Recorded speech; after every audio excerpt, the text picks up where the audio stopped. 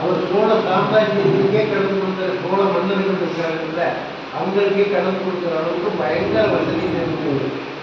அவர் பையன் குழந்தை இல்லை சொல்லி சாமி கும்பிட்டு ஒரு பையன் பண்ணேன். அந்த பையன் பெருமருந்துவான அவனை வெளிநாட்டுக்கு சம்பாதிக்கிறதுக்கு அனுப்பினார். படித்து முடிச்சுட்டு சம்பாதிக்கிறதுக்கு வெளிநாட்டுக்கு அனுப்பினார். வெளிநாட்டுக்கு போயிட்டு வந்தா அவன் மூட்டையா விராட்டி கொண்டாங்க. என்ன கொண்டாங்க? விராட்டின்னா சாணியில தட்டி வச்சிருப்பாங்க, அடுப்புல போட்டு எரிப்பாங்க, எரிமட்டை. அந்த விராட்டியை தூக்கிட்டு வந்தேன். இவருக்கு பயங்கர ஆசனம் பையனை சம்பாதிக்கிறதுக்கு அனுப்புனா இவன் இப்படி போய் எரிமட்டையை கொண்டாந்து இருக்காரு, விராட்டியை கொண்டாந்து இருக்காருன்னு தூக்கி விட்டு கூட சேர்ப்பாரு. அது உள்ளேன்னு பார்த்தா முட்டாய் கொரோனா வைரூரியம் இப்படி நவமணியும் ஒரு கொண்டு. ஆகா பெரிய சம்பாதிக்கிறா அற்புதமாக சொன்னாரா. அப்போ இந்த மதுரவாளன் என்ன சொன்னதுன்னா, தைக்கிறதுக்கு கூட பலன் இல்லாமல் காது உடஞ்சி போயிருக்கவாறு ஊற்றி அது கூட நீ செத்து போனேன்னா உன் கூட வராது. இந்த பணத்தையெல்லாம் வச்சு என்ன பண்ண போறாரு.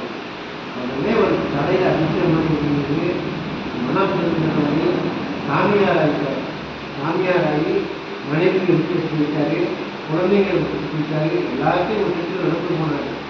போறாரு அம்மா விட்டு அந்த அப்போ அம்மாவை விட்டுட்டு போறதுக்கு மனசு இல்லை. ஏன்னா வளர்த்தவ தோட்டலையும் மடியிலையும் போட்டு கீழாக்கி பால் ஊற்றி வளர்த்தவ அவள் அழுகிறத வேலை தாங்க முடியல. அப்போ சொன்னாங்க, நான் இந்த ஊர்லேயே இருப்பேன், சுற்றி வருவேன், வீட்டுக்கு வீடு திட்ட வாங்கி சாப்பிடுவேன், நீ செத்து போனேன்னா எனக்கு தெரியும், என்னோட மனைவிக்கு தெரியும், நான் உடனே வந்து இருக்கணும். அப்போ இவர் போய் ஒவ்வொரு வீட்டுக்கும் திட்ட வாங்கி சாப்பிட்டு போகிறார். சாமியாக இருக்கார். எல்லாத்தையும் கொண்டுட்டார்.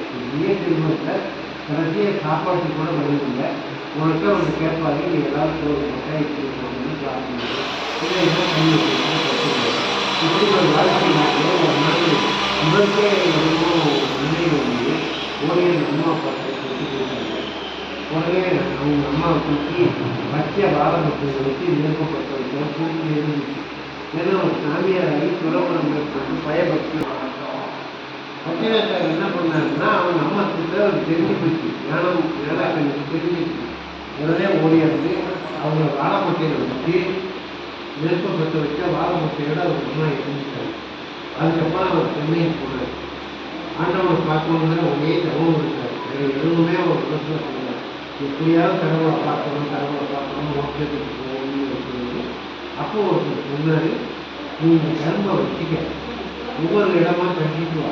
மேற்கருக்கு இப்பவே இனிக்கும், நுனிக்கரும்பு இனிக்காது, அது தின்னா அழிக்கும். அது எப்போ இனிக்குதோ அப்போ ஒரு சாமி முக்தி தருவாரு, நீ இறைவனத்தை போய் சேரலாம் அப்படின்னு சொன்னார். அதனால அந்த பட்டினத்தை கரும்பு தூக்கிக்கிட்டே இருக்கிற மாதிரி கூட்டம் வரும். அவர் கடைசியாக கரும்பு முனிக்கரும்பு இனிச்சிட்டு பசங்களோட ஓடி பிடிச்சி விளையாண்டாரு.